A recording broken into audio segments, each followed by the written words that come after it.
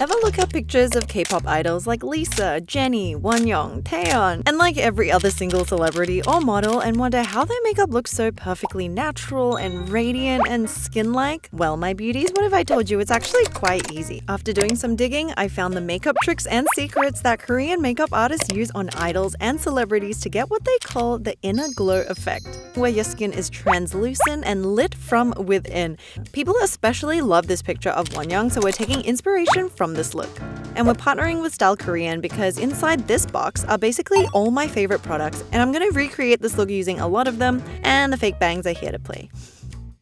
Okay, starting out, arguably the most important step is skin prep. We really want to hydrate the skin because flaky dry bits have no home here.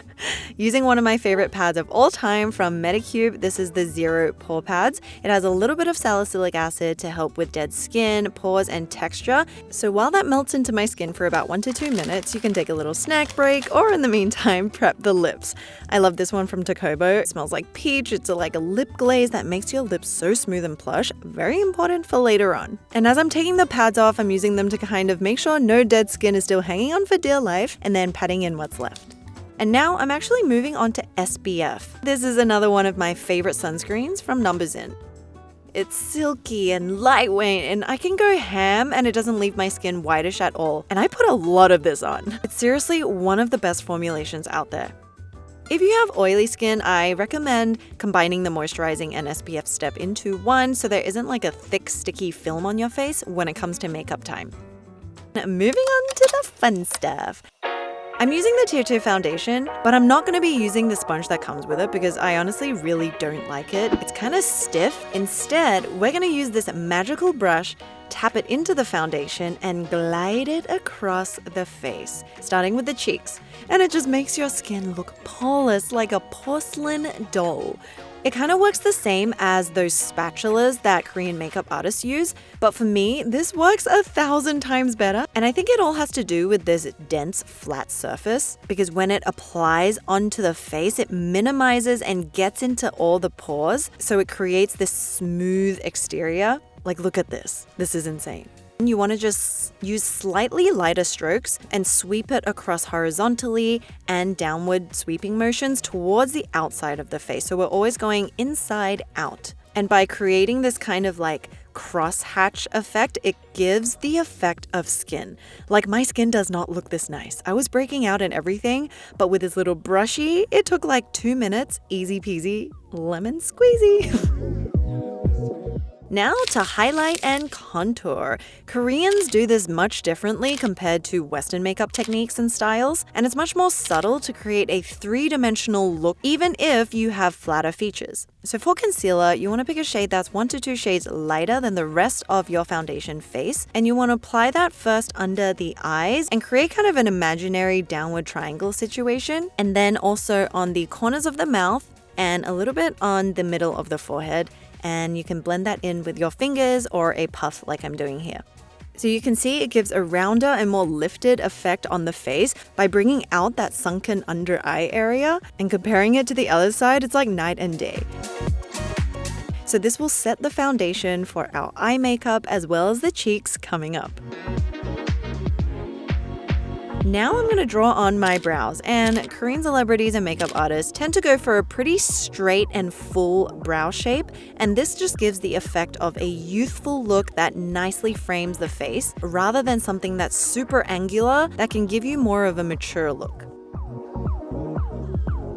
Now for powder. I actually learned that Korean makeup artists actually avoid using powder on the places you would normally apply it to, for that lit from within glow. What I'm doing is avoiding the apples of the cheeks, the bridge and the tip of the nose, and also the center of the forehead, and then only applying powder to the outside edges of the forehead, just to where the hair sits, down under the eyes, because we don't want wrinkling and fine lines to be accentuated, so we want to pat that down, and then blending that downwards towards each side of the nose, and then around the mouth.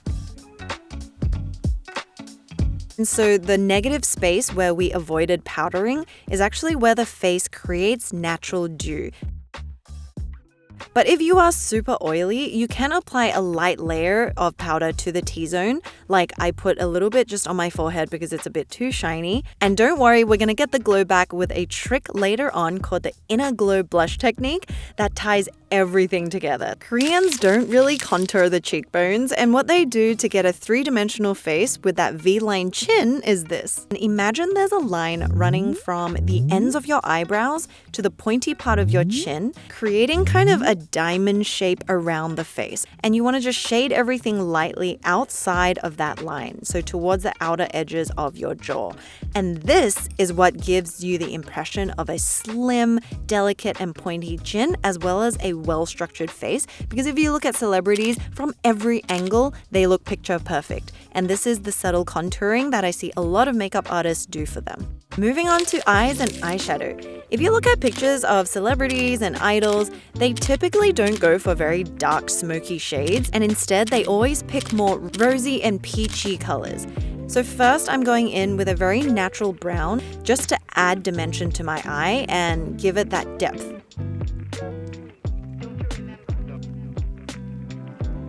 And then I'm layering this peachy pink shade on top of the lids and blending that out for that really youthful and fresh look. And then you want to take the light brown and balance it on the bottom lash line as well, just so there's harmony on the eyes. For liner, if you look at idol makeup, it almost looks like no eyeliner, but there actually is. So I'm using a pen liner and creating the thinnest line on the inner third of my eye, and then slightly extending the line, getting thicker towards the outer corner to create kind of that almond shape.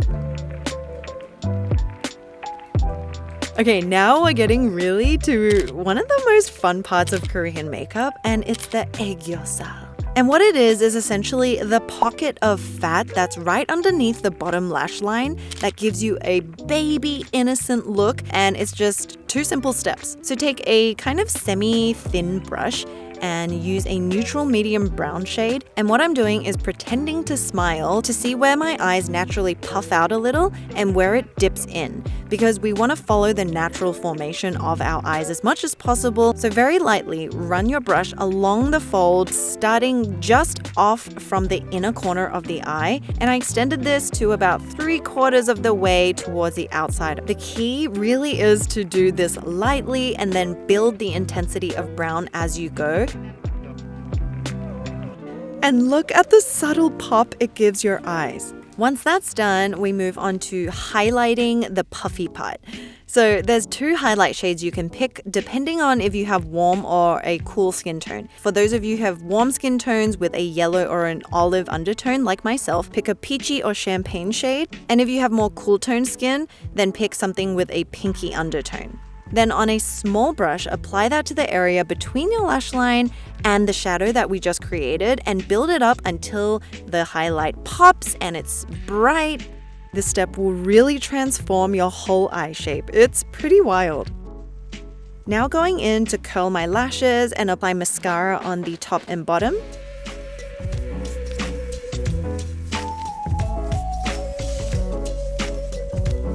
So here's what it looks like. It's actually super cute.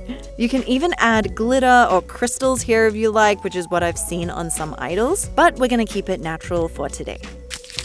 Okay, cheeks. I learned a tip from Wonyoung's makeup artist that completely blew my mind. Before you apply the blush, you want to use a lighter concealer and apply that to the tops of the cheeks and blend under the under eye areas. And what this is going to do is really brighten the cheek area so that when you put the blush on, the color pops. I'm using one of these soft makeup sponges that they always seem to use, and we're using one of my favorite products ever. This is the Fui Lip and Cheek Blurring Pudding Pot, and I've talked about this before, but these are like my favorite cheek and lip combos because it's like this velvety, smooth, bouncy formula, and it gives you this airbrushed look.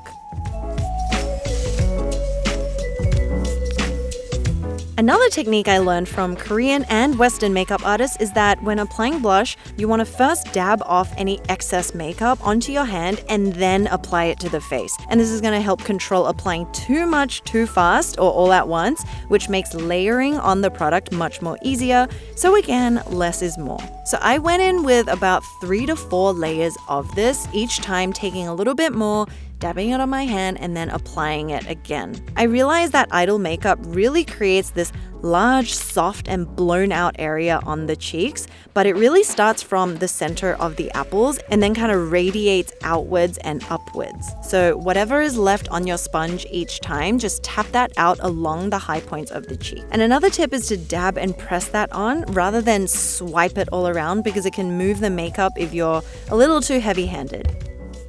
My favorite step. Okay, then for lips, to create that quintessential Korean ombre effect, I'm first using some foundation to conceal my natural lip line because my lips are actually very prominent and we want a more softer look.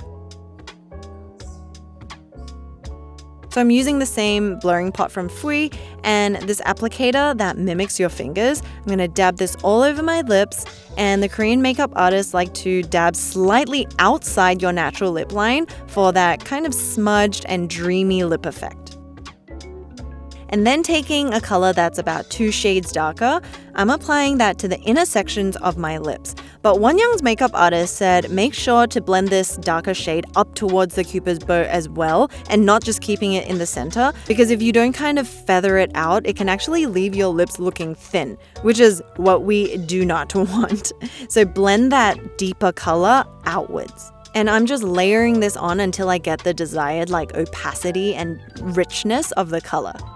Idols love their glossy lips, so take any lip gloss, it can be clear or slightly tinted, and apply that to the middle sections and then softly blend out the remaining towards the outside. But we're really just concentrating that in the middle areas. Other Korean makeup artists suggest if you're using a clear gloss to mix it in with the lip color shade that you were using so that you don't lose any color while you're applying it and it can stay vibrant and pigmented. And you can see here, gloss really enhances how thick, plump, and juicy your lips look.